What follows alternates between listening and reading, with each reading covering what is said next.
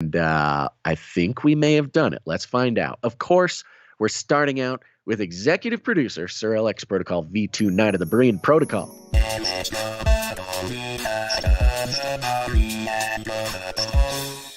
Yes, of course, comes in with $100 and 33 cents. Illuminatus! Technically, he came in for the flyby as well, so we're going to bump up that streak to 248 episodes in a row with a whopping 44 episode executive producer streak. Wow. Thank you very much, Sir Alex Protocol V2 now the Berean Protocol, continuing to astonish not only myself, but the whole Canarium. And again, if this is some sort of prank, keep it going. It's hilarious. Thank you. Hilarious prank from Sir Alex Protocol V2. Yeah, I know how I'll get those guys. I'm going to executive produce every show for like 4 months. That'll get them. That'll show them. Next up, we have... yeah, we did. Okay. You want to thank Alex Protocol for his producership? Yes, absolutely. Where'd you find this? Sorry, I got staring like a deer. This time. No, it's okay. I actually remembered this time. Yeah.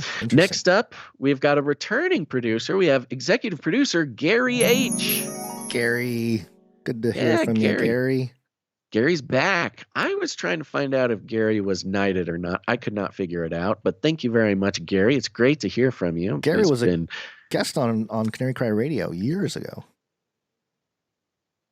Very active producer for a long, long time. Thank you very much, executive producer Gary H. By the way, I forgot to mention it. All these executive producers are getting the option to receive the Canary Cry calendar. Remember, we're back. We're down to the past last 2 days. 2 days to secure your Canary Cry calendar. You can do that 2 ways. Sign up for the supply drop or the Babysitters Club by going to canarycrybabysittersclub.com. Canary Cry Babysitters Club.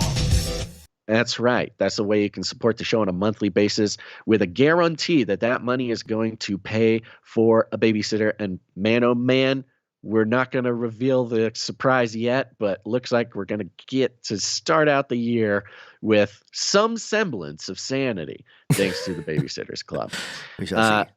Babysitters Club will receive the calendar in their first supply drop that comes in, or you can executive produce the show for the month of December. Every executive producer for this month will get the option to receive the calendar, or they can pass it on to the Pass It On program, where they say, hey, I don't need the calendar, or maybe I'm already going to get one, so pass my calendar onto the Pass It Forward program. If you receive our emails, there is a button for you to sign up to the Canary Cry Calendar Pass It Forward program, where every executive producer who is passing forward their calendar will that calendar will go to the people on the Pass It Forward program. It's limited supply. It's first come, first serve, but go get on it. It's in your email box in the newsletter. Other than that, so that's the deal. That's what's going on here. Thank you, Gary H., for your executive producership. Where'd you find this? Thank you, Gary. Yeah, and by the way, because the next episode is January 1st, you can still come in the next 2 days if you want to secure your calendar. It's the most important object that is created surrounding this show. We have nothing to do with it. It's been a now 4-year-long process of some brilliant producers led by Dame Epony Blaze. We get original art for each month. The calendar is chock-a-block full of important dates and anniversaries for secret societies, UFOs, military stuff, all the stuff that we pay attention to on the show, as well as important dates for the show. Isn't that fun? Okay, there's all that. I should have said that before. And now we're thanking the next person who executive produced in response to the call of the Sentinel, and that is executive producer David W. David W., thank you. David W., thank you very much. Comes in with a nice round number, so we won't disclose it on the show. But he has a note here that says, I miss the dinosaur noises. We need more dinosaur noises. Oh my gosh, the dinosaur noises. That I believe that the Dinosaur Noises anniversary is on the calendar, if I recall correctly. I could also be wrong about that. But you got a jingle with some dinosaur noises? It's What is it called? It's a song called. It's like a Velociraptor song. That's the noise, right? That's the dinosaur sound. What's the word? It's called. Oh no, I can't believe it. This was a mainstay of the show. What? Is it on the calendar? I think that would be the least sort of efficient way to figure this out. Remember the name of it? I'm looking in the. Well, while you do that, I'll give him some live dinosaur noises. Thank you very much, everybody. Those are the Velociraptors from the most recent Jurassic World. The sort of weird grunts that communicate. I don't know, whatever raptors are communicating. If we can remember who made it, it'd be a lot easier for me to find. It's like, let's see if somebody in the chat has it. I'm trying to think of the words because there's words to the song. It's like, blap, blap. Mm-hmm. It wasn't that good. That was very helpful. There's Baka. I remember Baka.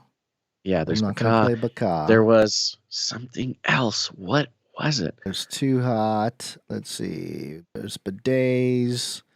Hold on. I think I might be able to find it in the email. It's in your brain. I know it's close. It's in my brain. I cannot believe, because this is the hard part, because it's titled after the words of the song, not necessarily dinosaurs. Right.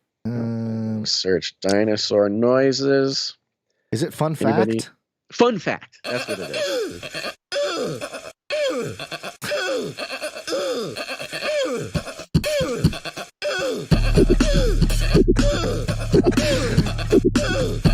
Goes on for a while. You want to hear the whole thing? Let the first line go.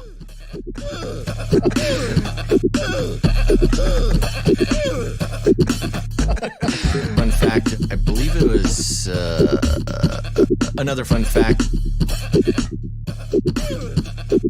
Fun fact. Oh, now we got to play the main part. We're just going to play the whole thing. We're going to play the whole thing. Here we go.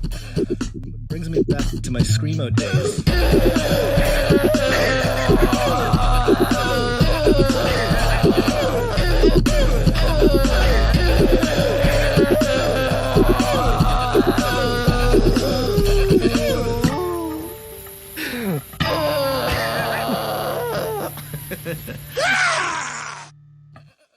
There you go.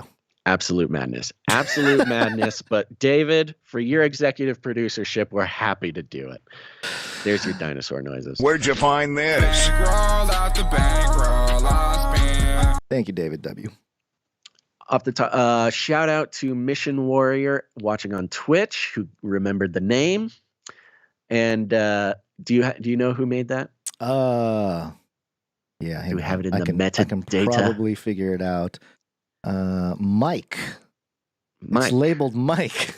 This is a really old track, so we'd have to look up who it was from in the email there, probably. It was sent in the email. I remember that back when we didn't have our upload. So this is why we now have canarycry.art, where you can go upload your music there, which makes it 1,000 times easier to find. Turns out a lot of Mikes have emailed us.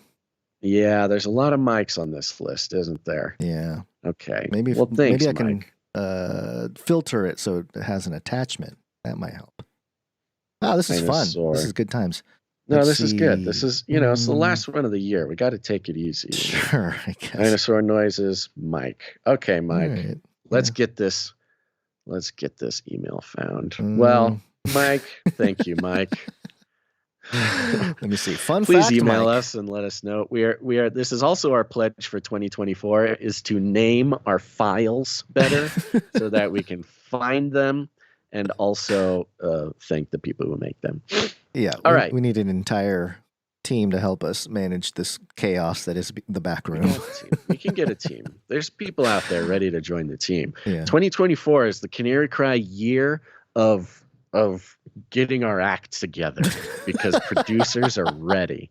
They want to be a part of something big. They want to play a small role in something bigger than all of us. And some of that is administration, people naming files, correct things. Thank you. executive producer David W. Yep. Thank you very much. Next up, we got executive producer Jamie G coming in. Jamie G, thank you very much. Jamie G coming in for $380.08. 38008. Huh.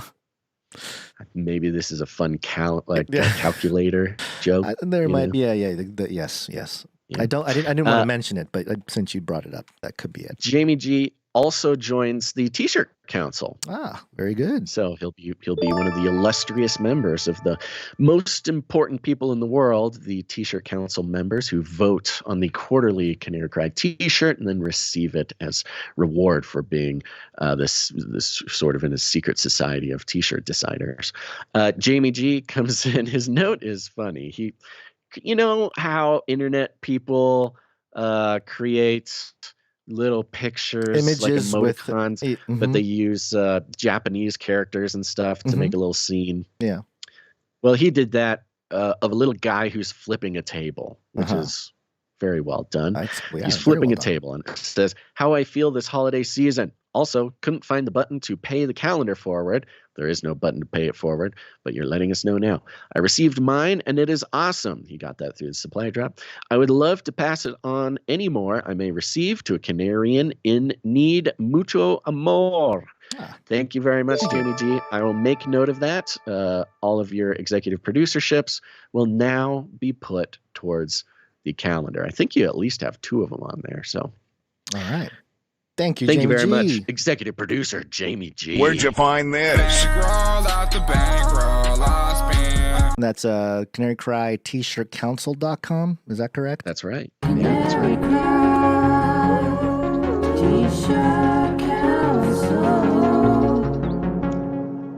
Also, we can't remember if Jamie was knighted or not. If not, Jamie, you have got to be getting close here. So start thinking about a knight name. Yep.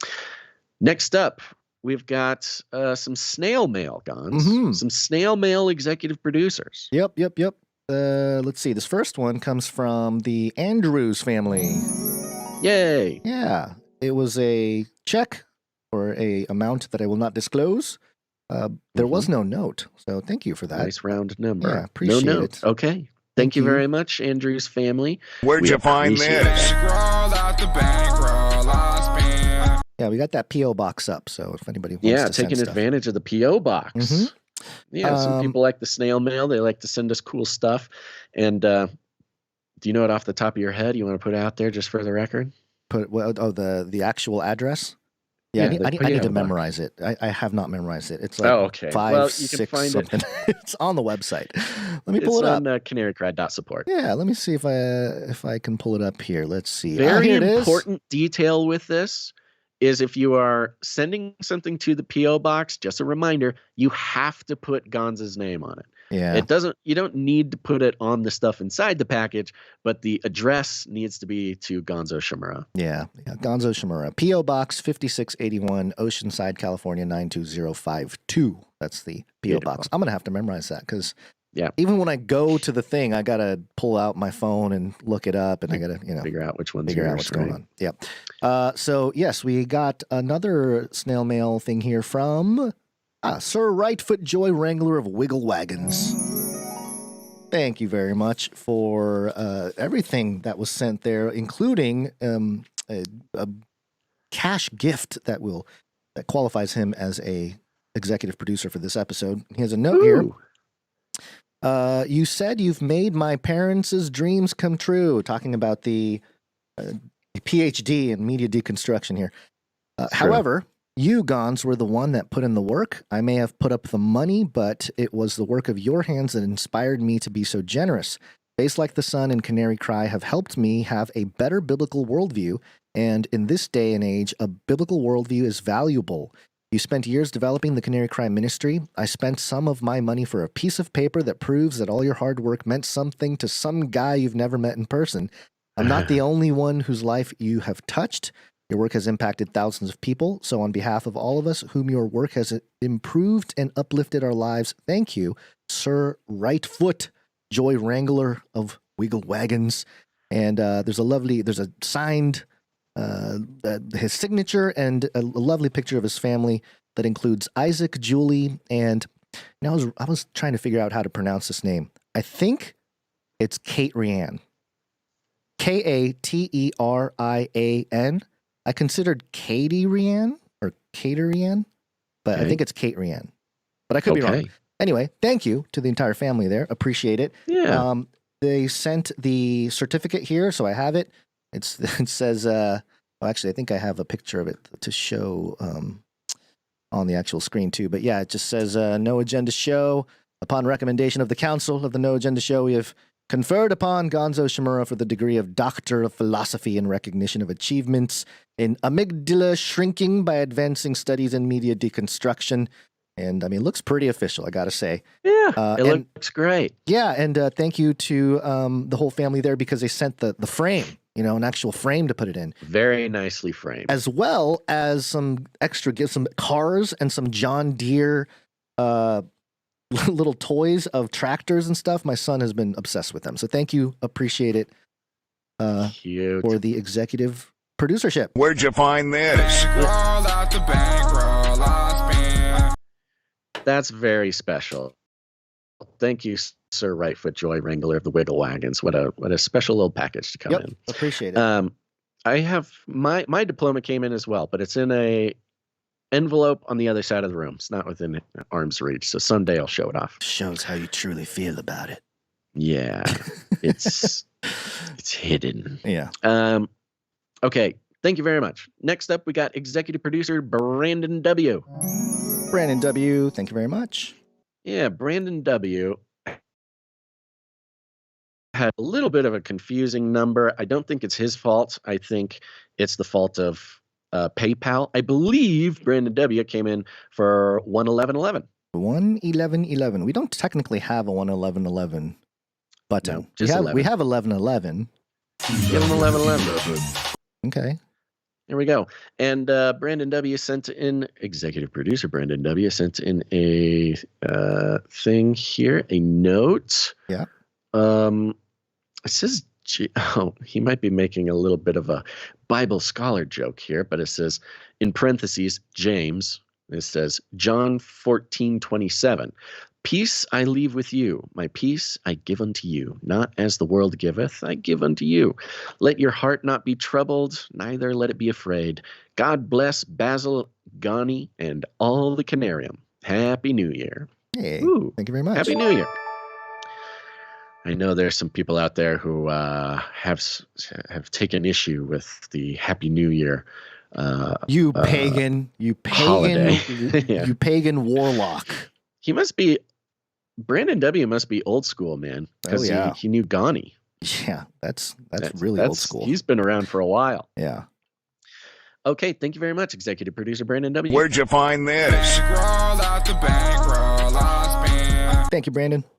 Yeah, and I think as the world turns, as we were doing this segment here, I think we had one last executive producer come through, making sure we round out the call of the Sentinel to get 10 executive producers by the end of the month. And here it is. We're going to thank executive producer Teresa Y.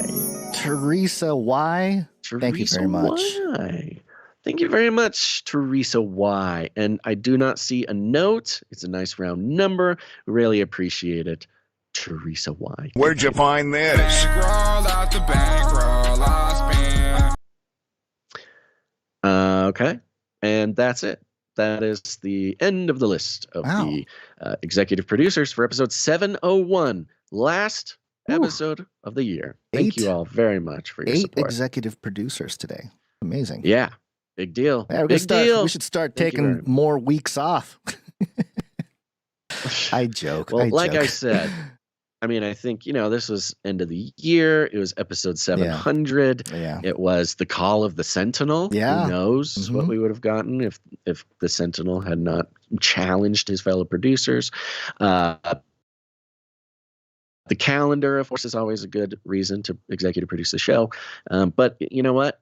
It really makes a huge difference on not just our financial situation going into the next year, that will make a big difference on how we're able to plan for the year, but also just emotionally. It's a cheery time of year. Yeah. It just makes us feel good to end the year strong, gives us a little boost of motivation for 2024.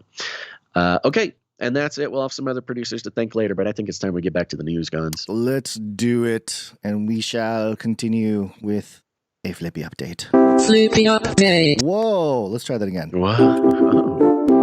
Flippy update. Do you want fries with that?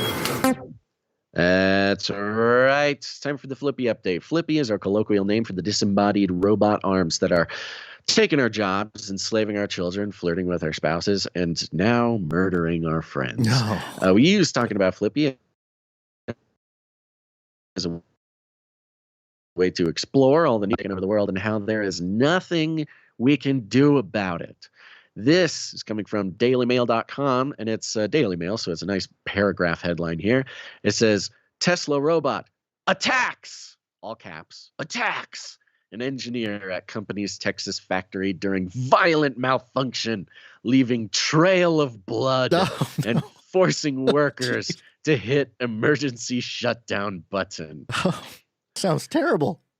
I think the end, well, first of all, the whole thing is ludicrous. I mean, it's just a beautiful construction of, I don't know, headline syntax about how the robot is going rogue and attacking people and is being violent and leaving a trail of blood, which is hilarious.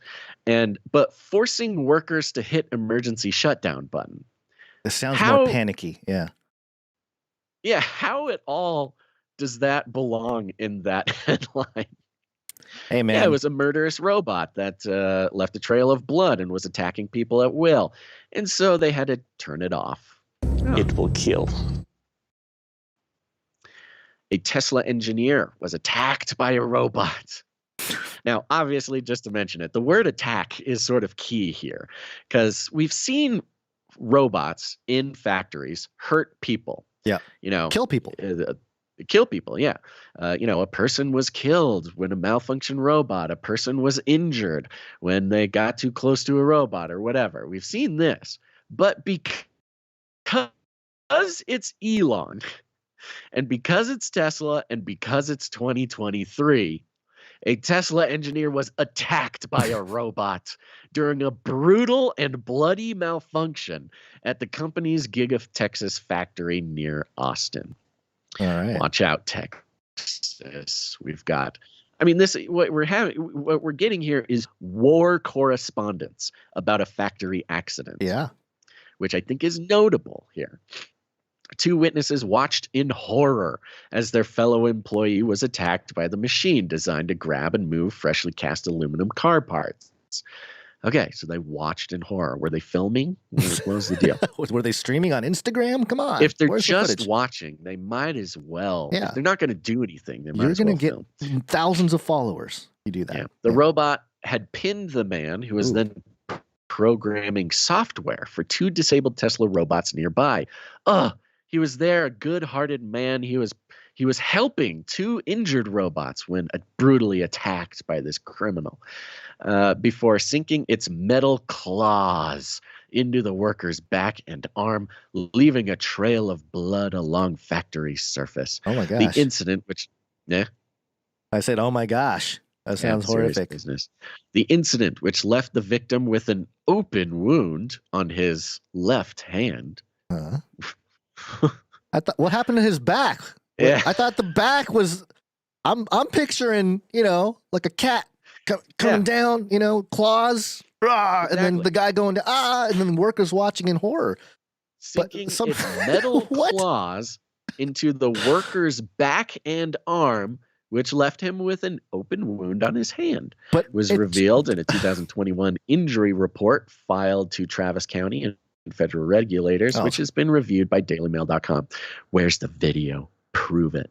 While no other robot-related injuries were reported to regulators by Tesla at the Texas factory, okay, it's a one-off, folks. One-off from 2 years ago? 2021 or 2022, the incident comes amid years of heightened concerns over the risks of automated robots in the workplace.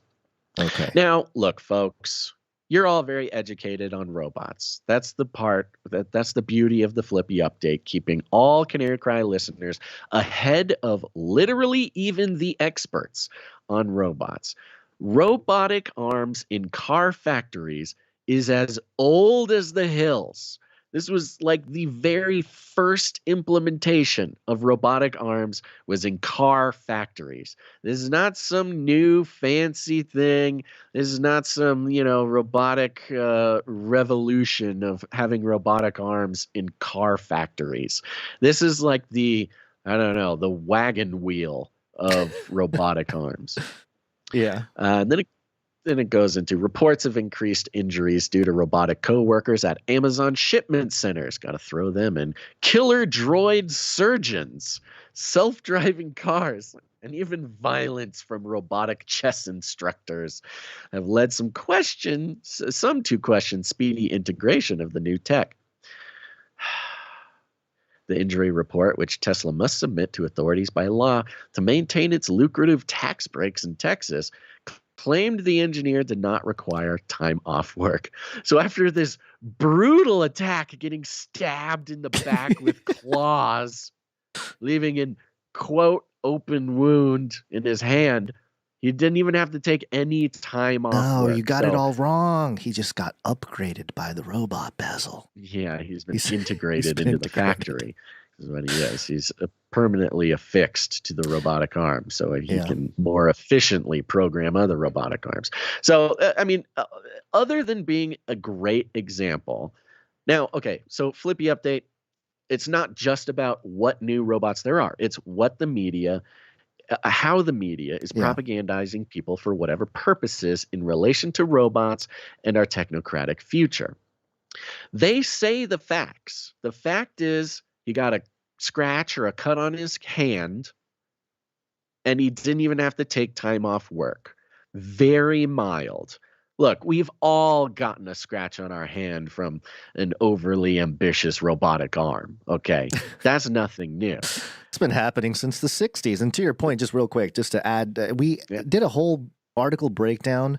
We got to find it. I think you were out during this episode. It was a couple years ago, but we did I read an article for the Flippy update that talked about Unimate, which was the robot arm that was created in the late 50s. There's a whole story about these two guys, I think George Duvall and Joseph Engelberger. They were at a bar or something, and they started talking, and then they developed the robot arm. It was the first programmable robot arm for industrial purposes. It was patented in 1961, and then General Motors started using it in 1962. So to your point, it literally is like the first thing when, technology came to a certain point in the 60s. So, 40, 60 years ago is when a programmable robot arm first made way in a car factory.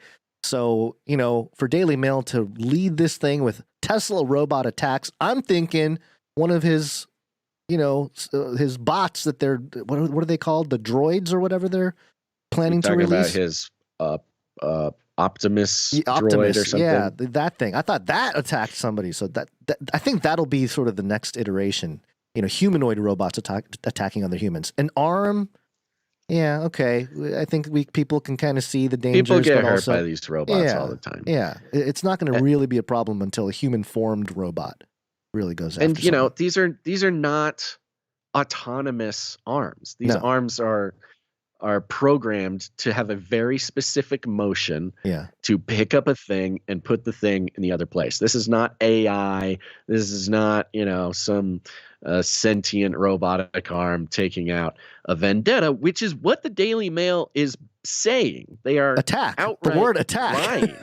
Right. This is straight up a lie. Something. Yeah. Now, what's the point? The point is this. The facts are the guy cut his hand and didn't miss any work. They spend some time alleging that there's, that robots are getting murdered at the Tesla factory like every year. What? Even though robots are getting murdered?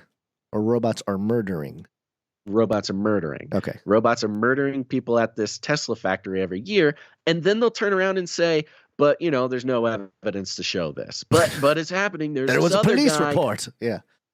There's a guy who died of heat stroke during the construction of the building, and they're saying, "Oh, what if it wasn't heat stroke? What if he got killed by a robot? Oh, Tesla." So this is part of this sort of anti-Elon thing, and it goes it's a very long article. It's like 100 paragraphs or something crazy. Yeah, but the point is, besides just clickbait, I think what we're seeing is signaling a 2024 part of the PSYOP, which is to build up the fear of robots. So far, throughout this year, last year, forever, for years now, it's, we'll report on somebody getting hurt by a robot, but the person was in the wrong place in the wrong time, and they entered the safety cage, and blah blah blah. It is dangerous, but it's not the robot's fault. Robots, we need them, we love them, we want them in our homes, and everything. They'll work out the kinks, and it'll be fine. But now I'm kind of getting the signal that 2024 is the time to turn around the signaling on the robots. Since we've spent a decade now psyoping ourselves into letting the robots into every part of our lives, running our restaurants, taking care of our elderly, doing everything. Now might be the time to start the fear campaign. Yeah. Why? Well, I think part of it is because Elon says he will be putting out his humanoid robot next year. Yeah. Now, he said that about Cybertruck, and it took him like 20 years to do it. So who knows if it's actually going to happen or not. But the moment is now to switch the propaganda to straight up fear about not, kill bots on the Chinese border, not drones in Ukraine or Russia, but, the robots in the places of work, in your houses. We must build up the fear because we can't have Elon benefiting from all of our positive robot propaganda. And it would make sense that the Elon being the central pivot point where, again, robot arms in general have been parts of, and robotics in general has been part of construction lines for a long time. Forever. So, yeah, it's really the propaganda here, the media shaping how we ought to feel about that is shifting. I think you're right. We did see, we saw a lot of robot apologetics for the last few years. There was some reporting on the fringes about the Amazon factories and things of that nature. But it really, they took that model and drove it into hyperdrive with Elon and Tesla. I do think that it's got to do with not wanting people to advance in certain, not advance, maybe that's not the right word, but be able to manufacture. I may have decoded it just now. Okay, do it. So why do this? Okay. Well, it goes on almost at the end of the article. It says, while Tesla might be an outlier in terms of injuries within the automotive industry, the company is right at home in the Lone Star State, which ranks as the most deadly place to be a construction worker in the U.S. According to the U.S. Bureau of Labor Statistics, construction workers in Texas were 22% more likely to die on the job in Texas than anywhere else in the country. Quote, a construction worker dies every 3 days in Texas, Alexander told DailyMail.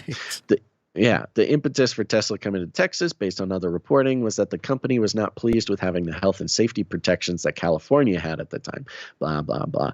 I think it might be setting the stage for Optimus, for the Tesla humanoid robot to, or any robot maybe, to start working in construction, to get humans out of the factories altogether. Yeah, no, that's what I'm saying. That's what construction workers all go home. You keep dying. Stop it. Now we got these humanoid robots. They can do the construction. They don't die of heat stroke.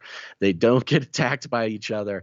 We gotta cancel all construction workers and get robots into construction. The people that will benefit from robots on a large scale are probably the same people that are trying to get everybody afraid of robots Because if you're afraid of them, it'd be much easier for people to not want to stay or leave or choose something else. Work around them. But if it's something that is benefiting, if you can empower the individuals how to use robotic arms, which I think is your position, is it not? To not so much fear them. I but love them. I want to take. I want them to cradle me, cradle me, take me. It's into a whole the different future. thing. But it's a metaphor for everything. It's a metaphor for guns. It's a metaphor for horses. It's just it's the same thing where it's like, okay, are you facilitating empowerment or are you facilitating, disarmament, basically? Yeah. I think that's what it is. Yeah, I think it is another brick in the wall of getting people out of factories altogether. Yeah. It's sure, maybe you need to make a living, you need to support your family, but we can't let you do that. It's too dangerous. Yeah, it makes a lot of sense. The robots are already there and you can't go in there. We just need other robots to build the buildings, need other robots to build the robots. You're out of here, Buster Brown. think we could see that this calls for a big false flag event. You can have a major situation where robots do something, kill a bunch of people in a factory. As if this wasn't one already. Just robot attack. They got the headlines. They have shown that they can sensationalize anything, so it doesn't have to be much more than this. I mean, it could be anything. It could be somebody actually breaking an arm or something, and that'll be enough to get all the headlines going. But yeah, I can see more any kind of work-related situation, especially death. And that was the other point I wanted to make, is how it is a topic in itself. It's almost like a chapter in a book on media deconstruction, is the use of death as a main component to drive, as much as people say, oh, you religious folks are using hell as this sort of, baton to beat people over the head with, like, oh, you're going to, when you die. But isn't that the same thing with any media reporting? Like death, the fear of death being sort of the ultimate tool to get people to move and respond to certain things. Or stay home and take their UBI payments, their universal basic income, and let the robots do all the work for us. It's for their own good. Elon should do his Tesla DAO and let everybody in on the profits. That'll be when people will happily step aside for all the robots taking over all the work. So, okay. Why would he do that if the government would pay for it? Well, that's the point. That is the government. It would be the government, corporate government. Well, anyway. Why don't we just get a centralized central bank digital currency? Yeah. Get everybody a blockchain wallet that they need in order to buy or sell in the country. Mm-hmm. Give them a universal basic income every month. Let the robots do all the work. Right. And then as long as the humans follow the rules and do what the government tells them, they'll be fine. They'll have a nice, simple, happy life. But if they don't, then we'll throw them into the gladiator pit where they need to battle the defunct, violent robots. And that is how you build a society, folks. I don't know about all this democracy stuff. They got to fight. They got to fight the zombie deer. They get to ride wild horses, though. All right, let's move on here. 5th gen warfare. All right, let's get into the next one. They're targeting you. They're targeting you. 5th gen warfare. All right. As part of 5th generation warfare here, and really it's PSYOP, but PSYOP is becoming almost obsolete because everything is a PSYOP, so it's kind of hard to call it that nowadays, but everything is a PSYOP. Vice. Your mom, your dad, your IOP. Scientists explain why doing your own research leads to believing conspiracies. Yeah. Lovely. Look, I could have told you this. Yeah. It's so on one hand, just on the headline, on one hand, it seems like, here we go. Oh, here we go, guys. Let's see how they spin this one. But on the other hand, it's absolutely demonstrably true. That's the point of doing your own research, is because you're not going to get corroborative information from a system that is designed to keep the truth from you. That is its core principle, is to keep the true stuff out of your eyesight so you won't see the establishment conspiring behind your back. Vice, we can all agree with your headline. Scientists, it's not even, here's what we found. It's scientists explain why. Doing your own research leads to believing conspiracies. You don't need a scientist to explain that doing your own research will lead you to believing conspiracies. That's the whole point. We have hit critical mass here, I think, where so many people are distrusting of the traditional mainstream apparatus that they have to face the facts, but they can tell people how they don't like it. It's like it's telling the truth of what's going on, but it's almost like the sports analogy again. If you have two cities battling it out, the headline for, let's say, like the Lakers versus the Boston Celtics, that just happened. Lakers lost on Christmas Day. And, in LA, it might be like, Lakers failed to blah, blah, blah, blah, blah. But in Boston, it'll be like, the Celtics demolished the Lakers. It's like a perspective thing. So, well, yeah, I mean, see, and this is a beautiful headline because it's real. It's not like the Daily Mail. There's no attack. There's no assaults. There's no blood trail. There's no nothing. It's a very simple phrase. Scientists explain why doing your own research leads to believing conspiracy theories. They're literally saying scientists explain why reading a book will lead you to information in that book. Yeah. Okay? Well, okay. But the inner trigger, the inner trigger. The psyop is so strong that a sort of objectively neutral statement immediately triggers as negative. Right. That's the beauty of the psyop here, is they can make a completely neutral statement, honestly, like agreeing with the fact of doing your own research leads you to truth, but the words used in the headline are so programmed into certain categories in our brains already that it automatically reads as negative. Yeah, and also the outlet, I think, has something to do with the triggering. Right. If this was on New York Post, you might get a completely different reaction from. Yeah, you would just naturally have a different reaction. Right. These are good things to keep in mind as you navigate the news ecosphere, folks. It's not like a big world-shattering revelation, but it's good to observe in yourself. Yeah. Vice having a headline saying scientists explain why doing your own research leads to believing conspiracies automatically puts you in, oh, here we go. Oh, here you go. What's interesting? That was my first response when I read the headline. Yeah. I'd been away from the computer for about a week, and my first response was like, oh, there's another one. And it took me a second to be like, wait a minute. Hold on. But then after I read the thing, then goes back to my original kind of feeling. But exactly. We'll get there. It's designed that way. And not just in this one particular instance. The whole system is designed to control you that way. They want to spark your triggers at the very first headline. And yes, the outlet's a big part of that. The blatancy of an objective statement or a sort of flowery, poetic, murderous statement like the Daily Mail. And again, this is not earth-shattering.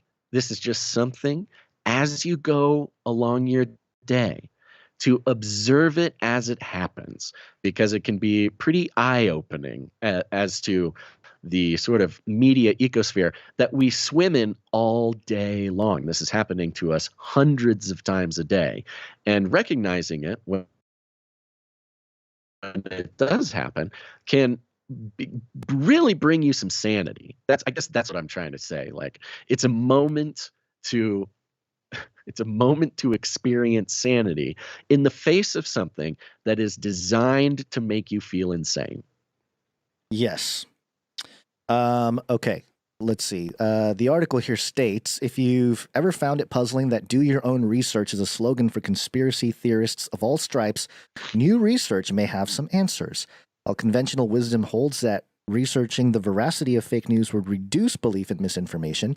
So already already we are seeing the presuppositions here, the assumptions of the scientists doing the research themselves. They are coming at this not completely neutral. They're coming at it already with some filters and categories of what is true, what is false news, and all this kind of stuff. The assumption is if you have to seek out the information, it is misinformation. Right. If it's not what's given to you on a silver platter, then it is fake. That's the presupposition of this entire article. Right. While conventional wisdom holds that researching the veracity of fake news would reduce belief in misinformation, a study published on Wednesday in Nature has found that using online search engines to vet conspiracies can actually increase the chance that someone will believe it. Oh my gosh. Really? Is that because they come across information that is not shared by those who would not want you to know about it? The researchers point to a known problem in search called data voids. Oh, hold on. Let me do the whole thing here. Let's see. Data voids. Sometimes. A little weak. You can pump it up a little bit. Data voids. There it is. Okay. Sometimes there's not a lot of high-quality information to counter misleading headlines or surrounding fringe theories. There's not a lot of high-quality info to counter those misleading headlines or fringe theories, Basil. Exactly. That's the point. The information trying to tell you a conspiracy is not true is high quality. Yeah. So when someone sees an article online about an engineered famine due to COVID-19 lockdowns and vaccines and conducts an unsophisticated search based on those keywords, they may find articles that reaffirm their bias. Okay. Should I keep reading this? I do want to touch on... Just real quick, just to make a comment about that point. I'm sorry, our connection is bad. Our connection is not great, so Gonz and I are going to be talking over each other a little bit, and we apologize for that. We try not to do that. But again, it's making the point that doing your own research in sort of a surface level just means Google searching the conspiracy theory, which is not giving credit to, I believe, 99% of people doing their own research. There's the joke of doing your own research, which just means watching YouTube videos of other people who did their own research. Right. We've talked about that. That's, it is what it is, but it's not the best way to go about it. Yeah. Google searching the exact words of a conspiracy theory, also not a great way to go about that. And we all know that sort of inherently if you've been in this space for any amount of time. And here on this show, and, our talented and smart producers know that doing your own research at best means finding prime sources, finding the documents, finding the clips coming out of the people's mouths, stuff like that. And a good example would be, the Great Reset. So if you search Great Reset on Google, you're going to find a billion blog posts on a billion crazy blogs. Yeah. And that's fine. That's, I don't know. I can't vouch for any of those. I mean, that's sort of kind of what they're Sorry. Go ahead. That's what they're saying here is, hey, you search Great Reset, you're going to get a bunch of crazy people and read crazy people stuff. And what they're not admitting or not talking about is how doing your own research means, oh, look at this, a book by Klaus Schwab talking about the Great Reset. These clips of Klaus Schwab in his own voice telling us about the Great Reset, the brochure from the World Economic Forum talking about the scary details of the Great Reset. That's prime sourcing, and that's doing your own research. Yeah. Sorry, you were cutting out a little bit, so it's hard to understand some parts of what you're saying. But let's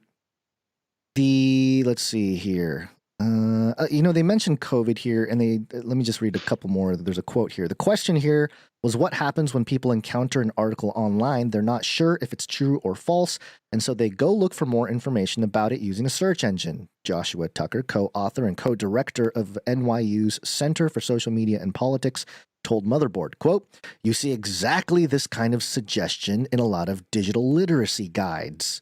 Probably, stuff that we've covered on the show.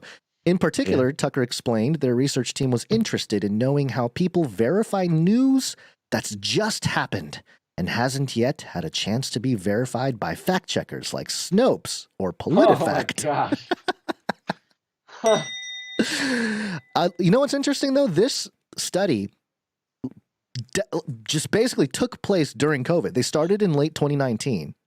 And so they have all this data from late 2019 through 2020. And 2021. It's a very interesting time to do this type of study. But I want, instead of doing the Vice and just reading through everything, I went to the nature.com article. It is titled, this is the actual study here, "Online searches to evaluate misinformation can increase its perceived veracity." Oh, so you went straight to the prime source. Yes. You did your own research about doing your own research. I don't think I'm supposed to do this. Is this a sin for the Vice editors over there? They did link it, though, so at least, maybe they are suggesting we should do it. And it says here that considerable scholarly attention has been paid to understanding belief in online misinformation with a particular focus on social networks. However, the dominant role of search engines in the information environment remains underexplored, even though the use of online search to evaluate the veracity of information is a central component of media literacy interventions.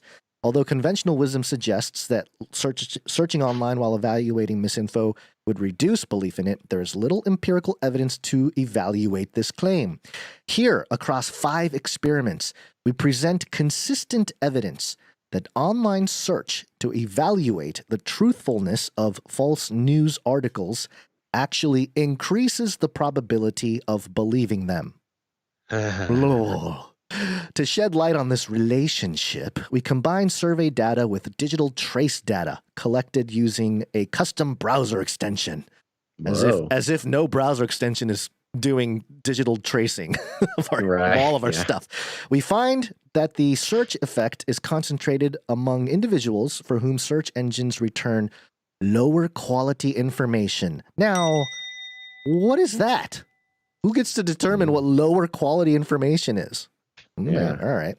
Our results indicate that those who search online to evaluate misinformation risk falling into data voids or informational spaces in which there is corroborating evidence from low-quality sources. So what he's talking about is what you just mentioned. You go online, you search something, you see 5 different blogs from, somewhat, conservative alt influencers or whatever, and they're all saying the same thing. Oh, it must be true then. That's what they're saying, sort of a confirmation bias that they can find on the internet. We also find... Were you going to comment on that? I just can't help but think about this in the other way around when it comes to Russiagate and the P-tapes and all the literal democratic conspiracy theories that were false, have been proven to have, the Steele dossier. There are people in jail connected to Hillary Clinton for creating misinformation, and that misinformation was reported on all the mainstream news outlets, and that's mainstream news outlets carrying misinformation. And that, of course, is never included in these conversations. Yeah. Okay, we also find consistent evidence that searching online to evaluate news increases belief in... Oh, this was interesting. Okay, let me start over because it does kind of you got to kind of sit down and relax to take this all in. We also find consistent evidence that searching online to evaluate news... Is that something we do, Basil? Do we evaluate news online? Okay. That's most of what we do. Yeah. It increases belief in true news from low-quality sources. What? Okay, hold on. I know, right? We also find consistent evidence that searching online to evaluate news increases belief in true news from low quality sources. Yeah. but inconsistent evidence that it increases belief in true news from mainstream sources. So they are literally saying those who do good research to evaluate news believe the truth from non-mainstream sources. It is true. They believe it. It's in non-mainstream sources. But then the same news coming from mainstream, it did not move the needle when it comes to more believability of true news coming from mainstream sources. I think that's very interesting. That shows the crashing and burning of the mainstream news. Yeah. I mean, that now it's actually obvious. Right. Okay, I get it. Yeah. They're saying even when the mainstream has so abused their job of providing truth, they have so dropped the ball that even when they do put out true stuff, people need it. They need to corroborate from mainstream true news with low quality sources in quotations. They're using the quote low quality sources to fact check the mainstream because the mainstream is so abysmally trustworthy. Our findings highlight the need for media literacy programs to ground their recommendations in empirically tested strategies and for search engines to invest in solutions to the challenges identified here. So they're just saying we need to have Google only point to mainstream news. Yeah. So I found this whole thing problematic in that, again, you look at the presuppositions. What are they assuming before coming into the conversation or the research? And that's important to analyze just as much as the actual analysis they do. Because how you label things as scientists and experiments matters when it comes to that stuff. Just to read a quick part here, this gap in research is particularly evident in our limited understanding of the effect of search engines. Although recent research has explored the potential partisan biases of search engine results, relatively little is known about the fundamental but understudied question of how searching online to evaluate news. They have a new acronym, Basil. SOTEN, SOTEN, searching online to evaluate news. SOTEN impacts belief in misinformation. And they use SOTEN throughout this study where they're like, examining SOTEN. They're searching online. That is bizarre. So Vice, the spirit of what Vice is presenting about this study is really not even in the spirit of the study. Yeah. Of course. That's not a surprise. But yeah, so there you go. I mean, this whole thing, it reflects both a reality of where we are, socially as a society, especially in America right now, and going into 2024, these issues will become just so blatant. Politicians will pick up on various things, and as Vivek Ramaswamy has been doing, he's been doing a good job of picking up on some of these talking points and making it part of his whole campaign there. I'm suspicious of everyone. You know me. I can't support anybody, Basil. It's going to be tough for people to tune in. Well, they'll tune in because we'll just poop on everyone, I guess. But no, we're not going to poop on anybody. We're going to do the research on everyone. Dude, we will find the dirt. The dirt, Basil. We got to spread the dirt. Dude, back to the Vice real quick. Mm-hmm. Here's a quote. The 4 most dangerous words are do your own research, I saw that. Said Shah. Yeah. Quote, it seems counterintuitive because I'm an educator and we encourage students to do this. Yeah. Do you? The problem is people don't know how to do this. Oh. Digital literacy curricula shouldn't just say to search, but instead offer advice on how to search. I think Vice is telling people to listen to Canary Cry News Talk. I think that's it. I think Vice right here is saying that Canary Cry News Talk is a much needed digital literacy curricula, teaching people how to, find true news in untrusted sources and not trust the mainstream. It's funny it is really crazy doublespeak, man. It is. They've got this absolutely wild doublespeak going on, and they are pros at it, aren't they? They're so good. They're so good at it. Even in the face of the loss, the L, they're just basically saying that we took an L, but they're like bending it into a W. for themselves in the mainstream. Trying pretty hard. Mainstream media context there. Yeah, we'll continue to do our thing, and not that we have everything figured out, but it's just one of those things where the more people just think critically about how media operates, the better. And this professor or scientist or whoever that was being quoted there, it's just one more sports analogy. Let's say you're a 3-point shooting specialist, Basil. You're good behind the arc, and then you see a young buck coming, and he's really good. He's got really good. You don't want to lose your spot on the team, but this young guy is really good at the 3-pointer as well. Well, you give him some tips, right? You change his form. You're like, you're doing it wrong. You don't know how. You want to get better at shooting. You got to figure out how to do it. That's what this professor sounds like he's doing. He doesn't like the fact that people are coming to conclusions that are not favorable to him, and so he's attacking the how. He's telling the truth. He just wants to control how people respond to it. Right. That's the crazy part about it.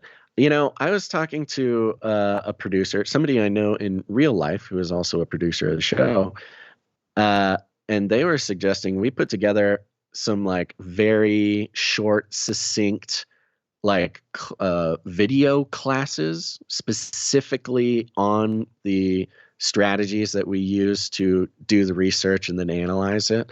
We're always dropping things like, prime sources, straw man, steel man, these types of things. And he was suggesting that we do put a little course together for 10, 15-minute videos that people can just kind of make their way through.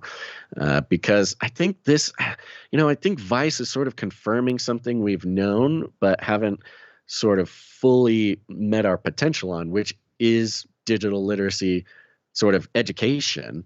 And it's funny because the truthy people, they are on board. Everybody wants digital literacy education. And the problem is all digital literacy education curriculum is being put together by these dumb arbiters of truth lizard people. Yeah, all the institutionalized governments and it's not the independent people that are coming up with the strategies. We got to put together a super educational, super, legit, straightforward little 10-minute, 15-minute videos in a class that actually equips people quickly and specifically, that doesn't take sort of listening to 10 hours of podcasts every week for years to sort of ingest. Real quickly here, we got to squeeze this in. Toilets! We'll control them with toileting. Oh yeah, this is great. A little bit of a told you so. Again, all the tools we've talked about led us to identify the sewer surveillance years ahead of the rest of the crowd. And this is part of where inevitably we said it would go. This is coming from KRQE. It's a local news, I believe, in New Mexico. And it says here, the state, talking about New Mexico, has started testing wastewater at 24 high schools in the metro for illicit drugs. This comes after Governor Michelle Lujan Grisham's Grisham's public health. Okay, I don't know what's up with Grisham's public health, but according to the data, 7 out of 24 schools detected fentanyl and its metabolite, and 21 out of 24 detected cocaine and its metabolite. It's a lot of cocaine in high schools. Quote, kids these days, man, those kids. These findings show that communities around Albuquerque or the Albuquerque community, and similar to Rio Rancho, widespread cocaine usage. The state did say that it is not possible to determine whether the drugs are the result of legal drug use or illicit drug use. Wait a minute. Hold. It's legal cocaine. Legal cocaine? Okay. All right. Good. It's legal cocaine. They can't tell either way. Got it. Officials said they plan to continue testing at every public high school in the state. To see the results, follow this link. And I went digging into this a little bit more, specifically on the way they were doing this.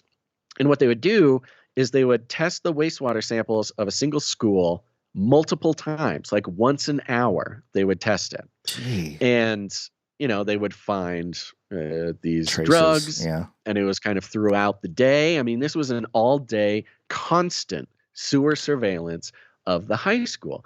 And people are like, okay, well, what's the problem here? We need to know if our kids are on drugs. Here, I'll tell you this. If your kid goes to public school, they're probably on drugs, or they know somebody who's on drugs. So that should not come as a surprise. But what I think would come as a surprise to people is, as this continues, you say, okay, well, they can't tell who's doing it. They can't, pinpoint. They can't get up all in your privacy. They already are.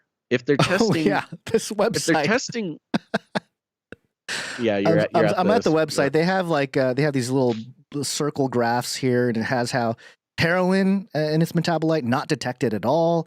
Fentanyl, a little bit, maybe like about 25%, a little less, but then cocaine, like boom, and then they have they have the overhead map with the nodes, like the cocaine nodes. It shows Albuquerque has got they got a coke little solid hub going on.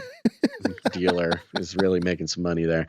But the point is, if they're testing every hour, that means they can test every second, every minute. Yeah, every second, every minute.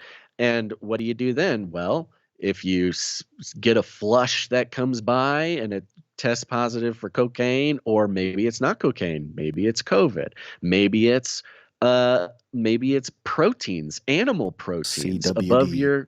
above your you consumed meat, you horrific your carbon individual usage. Yeah, they can tell not just the drugs you're taking, but what you're eating, what sicknesses you have. Are you on birth control? Are you pregnant? Are you all these pieces of information come from sewer surveillance. And if they're testing sort of frequently enough, all you do is boom, we got a cocaine hit. Okay, let's look at the camera footage. Oh, it's this kid walking out of the bathroom right at the exact moment. I mean, at this exact moment, sure. Is it going to help somebody politically to make a big deal about the drug use in Albuquerque? Yes. But one more again, you just extend it out to not even its end point. Are you still there? Uh-oh. Just the literal next logical step. There's just one step more with your minute by minute sewer surveillance, and boom, there you go. You've got the biggest problem with privacy, not only dealing with the privacy of being on camera or doing drugs, but it's not what you're doing outside your body being surveilled. It's literally the chemicals inside your body being surveilled, the processes, the things you eat, your hormones, all these things. They now have an intimate view into the inside of your body, not just the outside of your body.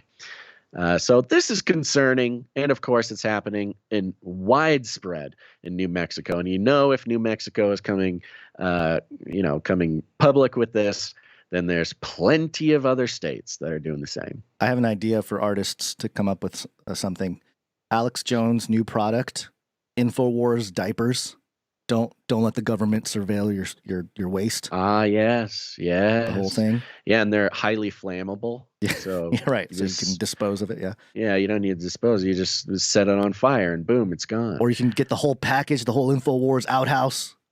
Deal. Man, we're except just for full of ideas. Antifa, using them and then using them as sort of fire bombs on federal buildings. Oh boy. Okay. All right. Let's see. Oh, let's thank some producers. We got a time thing going on here. End of the year. End of the show. Time. Okay, let me take 1 second.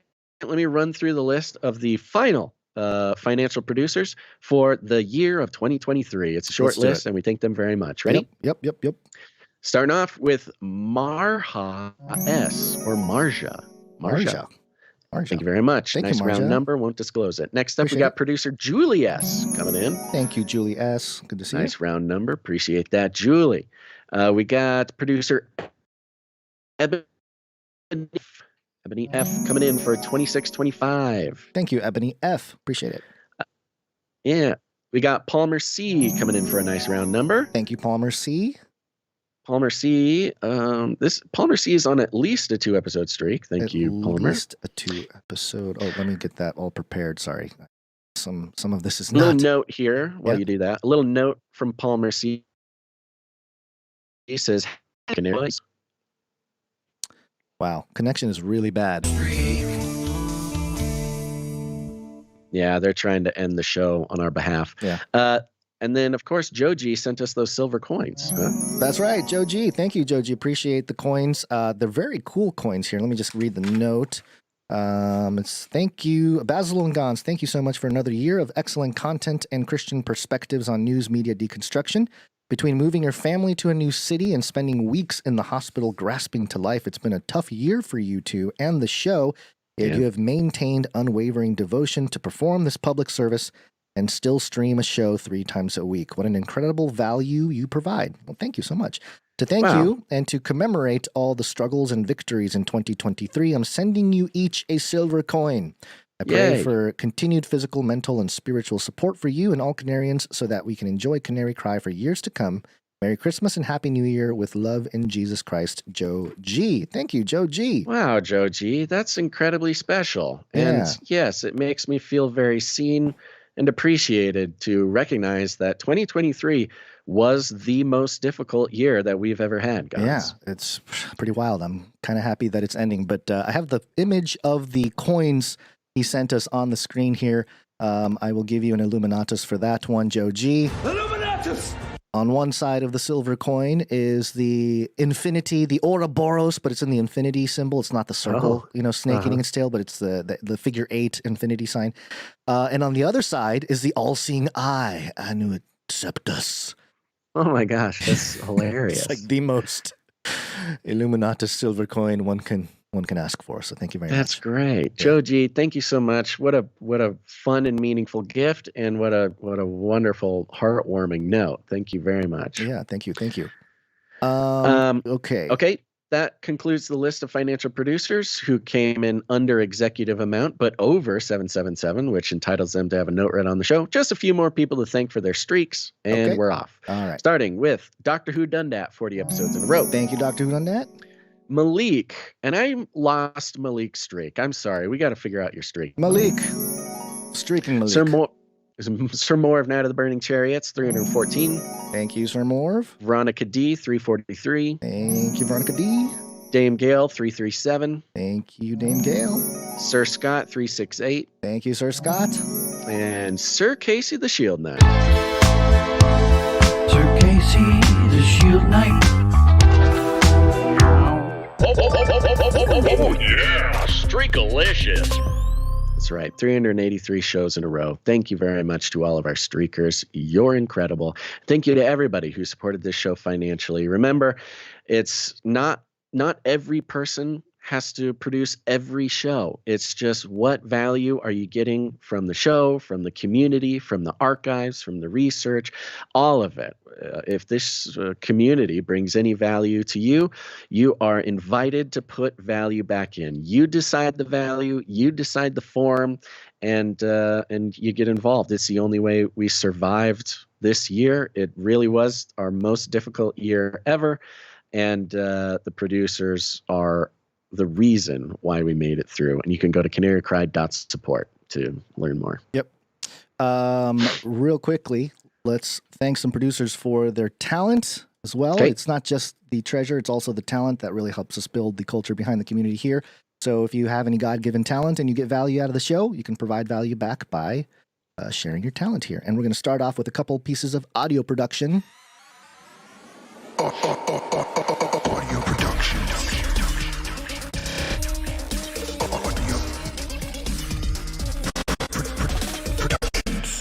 And the first piece here we have is from Jonathan F. Jonathan F. A little bit late here. Apologies for that, but it's still Christmas week, I suppose. Yeah. Here's Rochelle's version of the 12 Days of Canary Cry Christmas. Ooh.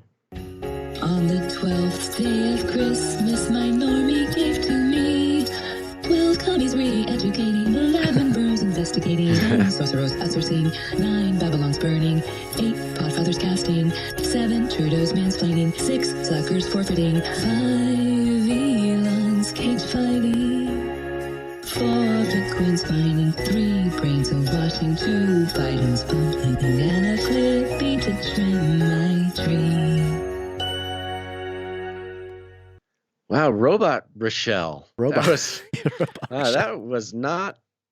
That was a lot of work. I hope it was she just threw the audio file into the little thing there and then just let the algos take care of it, and it wasn't a manual job. But manual job would have been tough, but I guess there might be AI that would have matched that up, huh? Well, I mean, just some of the processing, the plugins and stuff they got now. It's there's an automated feature there. So, but hey, it's a roboticized version is always fun to hear. So thank you very much for that, Jonathan. Love it. Thank you very much, Jonathan F. Next up, we have Little Owen here. This is a minute and 16 seconds. It's a Basil Gans satellite mashup. Do I like the robots? Do I not like the robots? Do I like the robots? Do I not like the robots?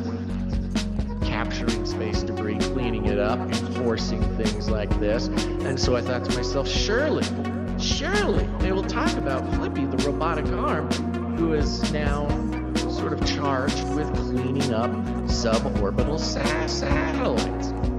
But no. Yeah. But no. Play the whole thing at the end of the show. Always fun. I always like Little Owen. That's fun. And the vibe. Nice vibes. Thank you. Thank you, Little Owen. Okay, let's do some art. One art, please. Start off with Sir Dove. One art piece from Dove. Woo. That is loud in my ears. Sir Dove has a note here. Peace. Was looking at last year's calendar this week and saw Ebony Blaze use the Santa Claus artwork I did a couple years ago for the Christmas date and thought it'd be a good time to bring that character back around. So I made a bootleg card that the Canarians on the email list can print out and tape, staple, or glue together to give to their loved ones this holiday season. Hope you guys like it. Keep doing what you're doing. I'll keep praying for Yins. It's too late, but you can save it for next year, I suppose. No, we'll put it on the website. Yeah, this is the Santa Claus, which is Klaus Schwab as Santa. The front of the card is opening on my computer right now and is sort of a blue Christmassy background with Klaus with his Santa hat on. He said he's making a list. He's checking it twice. And then you open up the card, and of course, there's more great stuff that's being pulled up on my computer right now. And it says this. It's also got Klaus. He's got a funny look on his face. And it's, you get nothing if you've been naughty, and nothing if you've been nice. Happy holidays from Santa Claus. I don't see why anybody would have a problem with this. I think this is great. Thank you very much, Sir Duff. Thank you, Sir Duff. Appreciate it. Yeah, we'll make this available. We've been sort of in the past. We've built up, the Canary Cry Valentine's Day cards, the Canary Cry bingo cards. It's just a matter of putting it there and let it build over the years. Yep. And eventually we can put it all in one place and get it all clean and all that kind of jazz. Thank you very much, Sir Dove. We also had I guess it was an addition from Sir Darren. It was the Basil side of the duo. Yeah, so he didn't send a note, so I'm not exactly sure exactly why. I'm assuming he sent this. It's the race car Basil sort of separated, so we could use it for thumbnails, or maybe I can use it as a profile picture, something like that. Yeah, I think it was just the thumbnail thing. Yep. But it's beautiful. It's a beautifully done race car Basil with googly eyes. Thank you very much, Sir Darren. Thank you, Sir Darren. Okay, and we also have something from Silas, 10-year-old son of one lousy petunia. And yes, this was great. Silas, wonderful job, producer Silas. He made a great scene here of Basil and Gons doing the podcast. We've got Canary Cry News Talk in the sort of vaporwave style up in the top left. It's looks like a combination of pen and marker, I would guess. And you've got Basil and Gons in canary form, yellow canary, cute little bird form, wearing T-shirts, the Canary Cry T-shirt. Of course, we got googly eyes and a VR headset on Basil on the left. On the right, we got Gon sitting in front of the computer, making it all happen. He's also got googly eyes. No reason Gons can't have googly eyes either. With his glasses, his prayer hat, his headphones on, and up in the corner it says, "Chirp, chirp, chirp, chirp, chirp, chirp. Welcome to Canary Cry News Talk." I love it. Thank you very much, Silas. Thank you, Silas. It was the headline image on the email today. Yeah, love it. Love it. And I can see the whiteout use too. I don't know if that was on purpose or if that's part of the art, but I think it looks great. Yeah, it just gives it that edge. Love it. Love it. Thank you so much, Silas. Appreciate it. Let's see. We have a couple microfictions. A few, actually. Microfiction. Microfiction. This first one is from Wrong Smash. He's returned. Wrong Smash. Elsewhere, the corpulent cyborg, sand dripping from his lips, summons the entertainment demons to work his unholy revenge. The glitches in the largest grow more frequent, and his tongue wags wildly as the Starman seals the deal.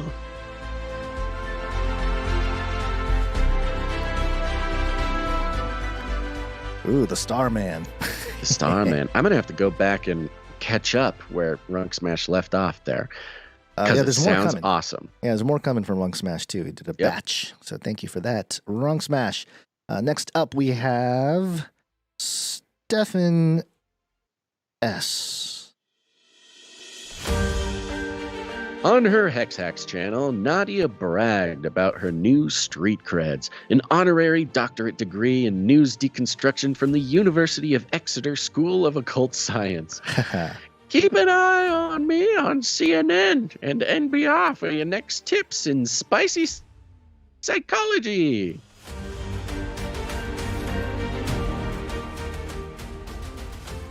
That's great. That's, of course, in regards to the Exeter School of Occult Sciences and their master's degree, but also our prediction that experts in occult and magic and myth and thing like that will become a more common occurrence on mainstream media, bringing the occult, magical, or mythological analysis to news stories. It's already started, folks. 2024, that's the year. On the site here, University of Exeter, on that MA Magic and Occult Sciences page, and there's a little chat. You know how some websites, or most websites now, have a little chat bot that talks to you?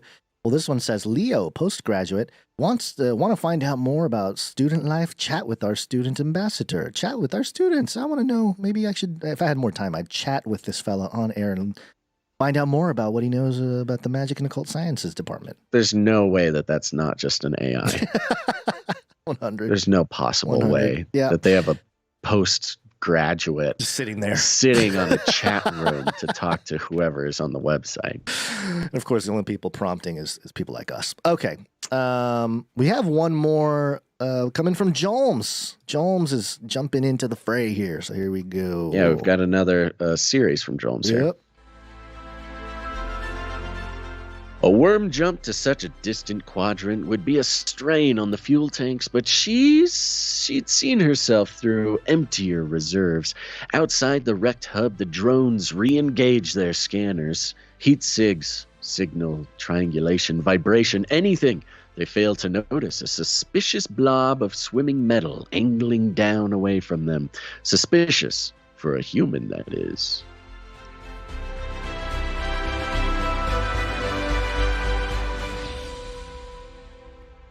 Very suspicious. Thank you, Jones. Yep. Thank you. Thank you.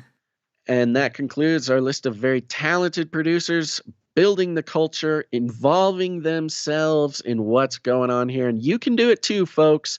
You don't need to be a pro. You just got to be willing. Create some art for us. It could be music, jingles, graphic art, microfictions, whatever. You can also choose what to make. All these categories were created by producers. We did not create the categories. So if you got something you want to make, remember, it's just getting involved and creating a well-rounded experiential culture for all the listeners. And hey, I'll tell you this, we have now had several artists just start making stuff for the show and do it regularly and have absolutely mastered a craft that they were just, kind of messing around with before. So thank you to all the artists, and become one by going to canarycry.art. You can upload your art there and make sure it gets on the show. Yep. While you're at it, if you have any articles you'd like us to take a look at for the show, you can go to canarycry.report and let us know about it there, and we'll consider it for the show. Yep. I just want to touch on this real quick before we wrap the show up. Are you ready to become cyborg? Very quickly here. This is coming from Star Insider, or Stars Insider, mirrored on MSN, and the headline here is "The Disturbing Instagram Face Trend."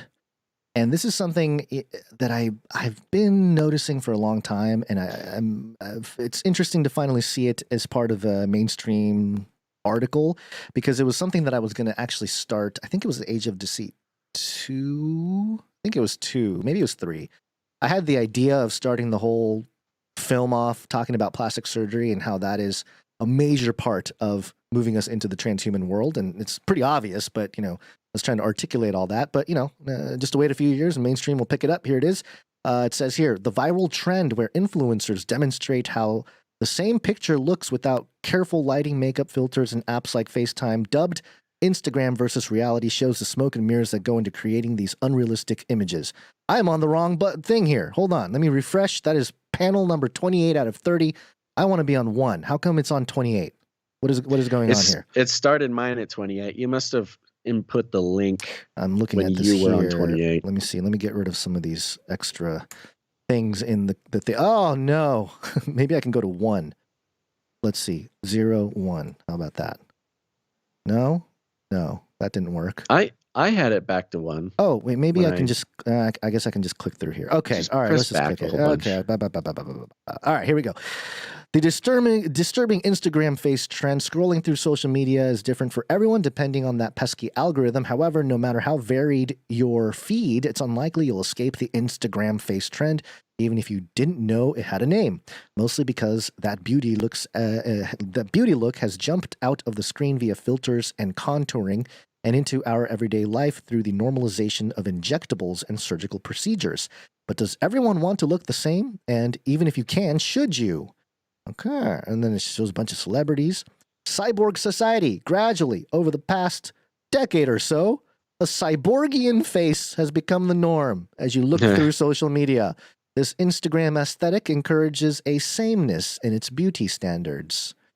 And it goes into some of the features here. The link is in the description. You guys can, kind of walk your way through the whole article yourself. But it's an interesting thing, and it's just, yeah. So it's talking about how it started with women getting the lip filters. Right. I'm sorry, the lip injections. Yes. This kind of became very popular a few years ago.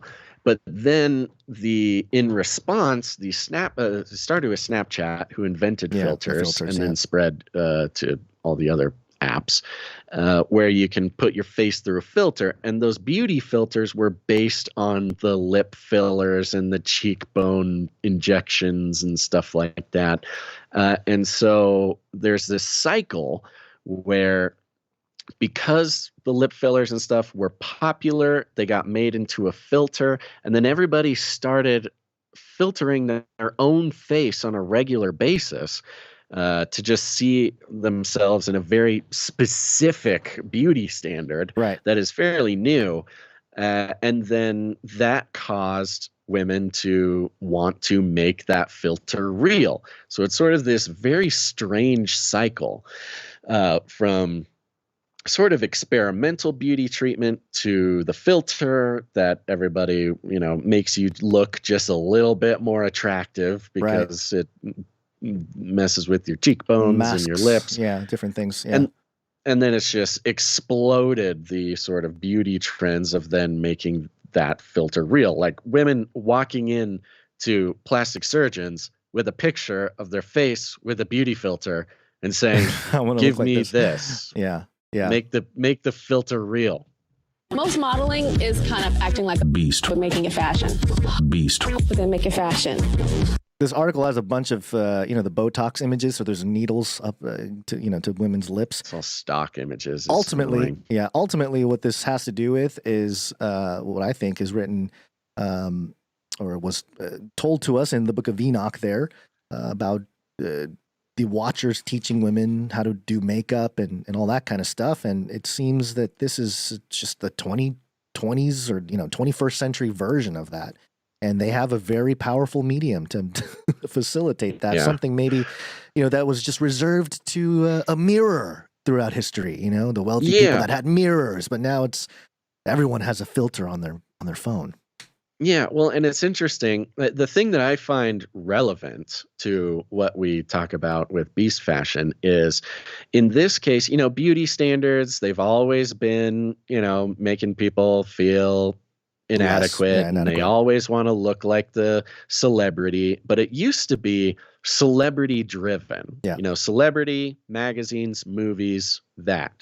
But now these beauty standards are driven by technocrats. Yep. It's driven by Silicon Valley. Silicon Valley has set the beauty standard instead of celebrities, Hollywood, and magazines. So you talk about the technocratic future dystopia. It's not just that people want to look more beautiful and they have lots of technological ways to change their face to do that.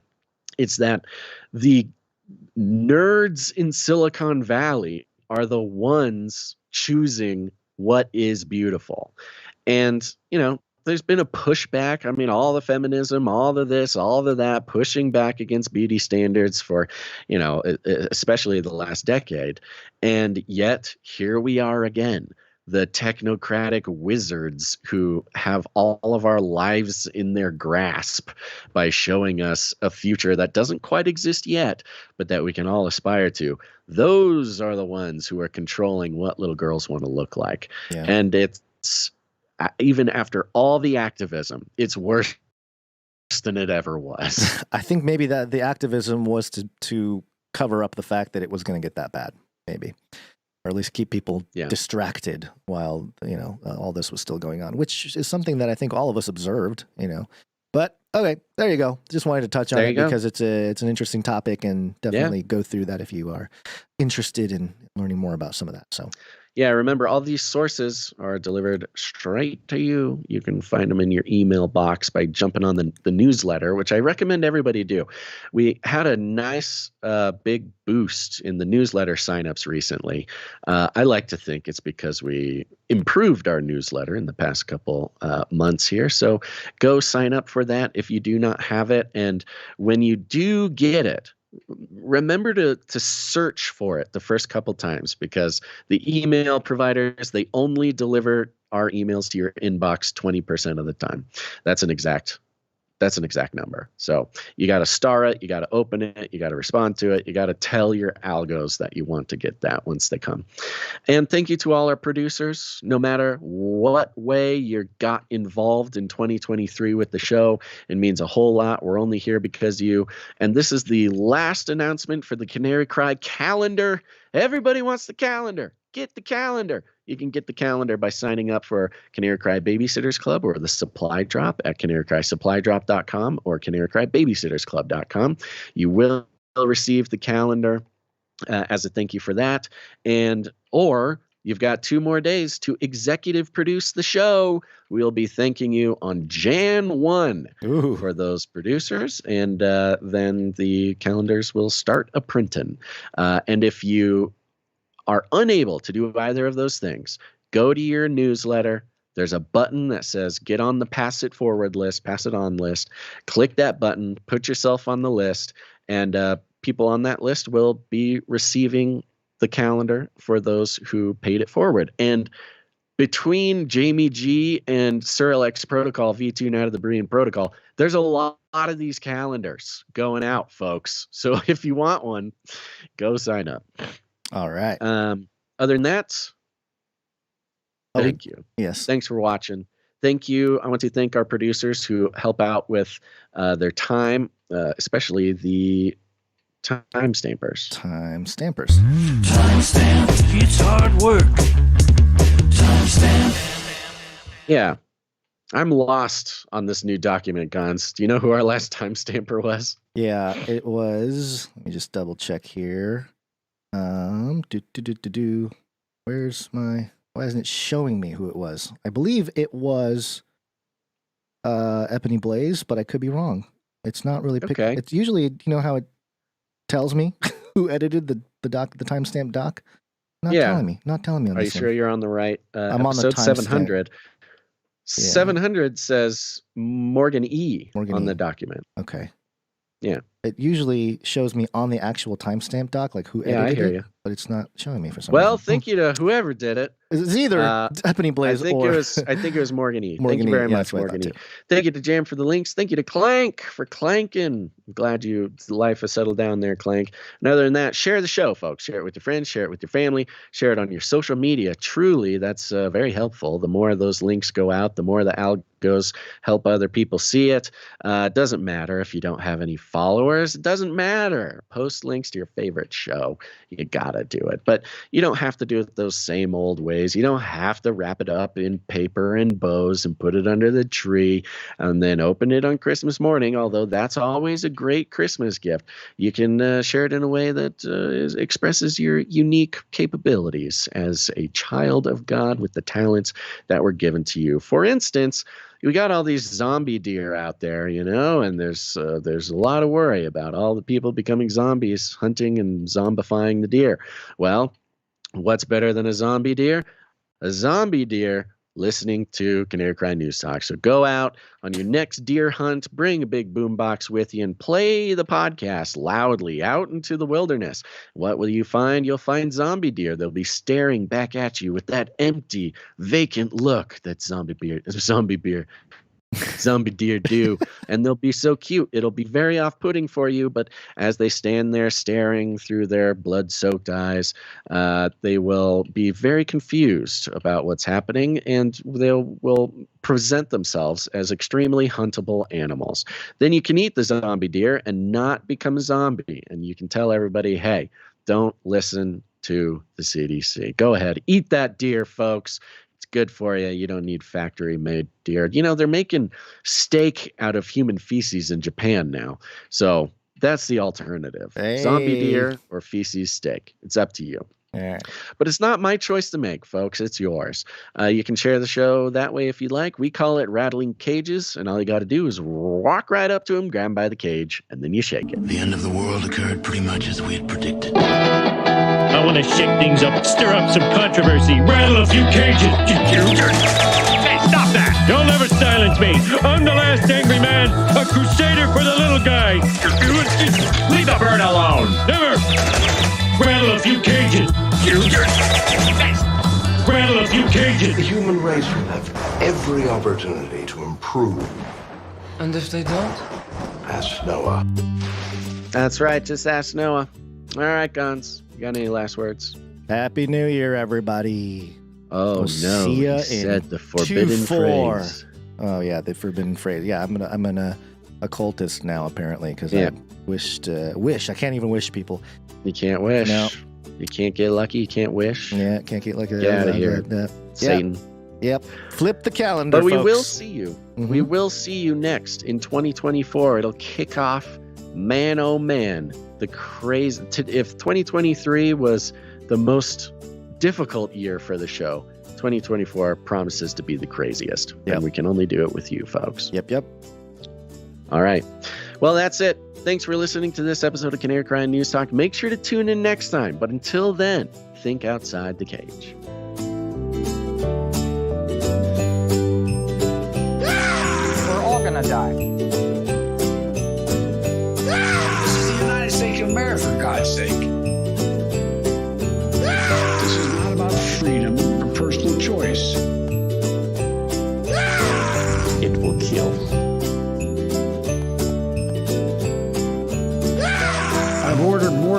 than anyone in the world. Toilets! Remember, reality is an illusion. The universe is a hologram. Buy gold. Buy! Wives in the cosmos, children in the space lane. I'm an adult in a spaceship. Supersonic space plane screamed to life and the vehicle swooped upward. On board, the passengers experienced 3 G's of force from the burst of extreme acceleration and watched the blue sky fade into space. In the back have been cleared to unstrap. Oh, yeah. In the back have been cleared to unstrap. Yes. Do it, Richard. Do it, Jeff. Do it for humanity. To all you kids down there, I was once a child with a dream. Now I'm an adult in a spaceship. He can accomplish it. You can too. Big windows, cool. Rocket ship, cool. Space plane, cool. Nukes, cool. Blowing stuff up, cool. Space plane, astronaut, rocket ship. Previous anchor. We have Bezos. Is a human. Just look at him. Go to the bathroom in bags. He can go to the bathroom in the cosmos. It changed everything. Wives in space. Children in the cosmos. With your best friend brother. Wives in the cosmos. Children in the space lane. We are headed to space. Not like the robots. Do I like the robots? Do I not like the robots? Capturing space debris, cleaning it up, enforcing things like this. And so I thought to myself, surely they will talk about Flippy, the robotic arm, who is now sort of charged with cleaning up suborbital satellites. But no. Yeah. But no. Yeah.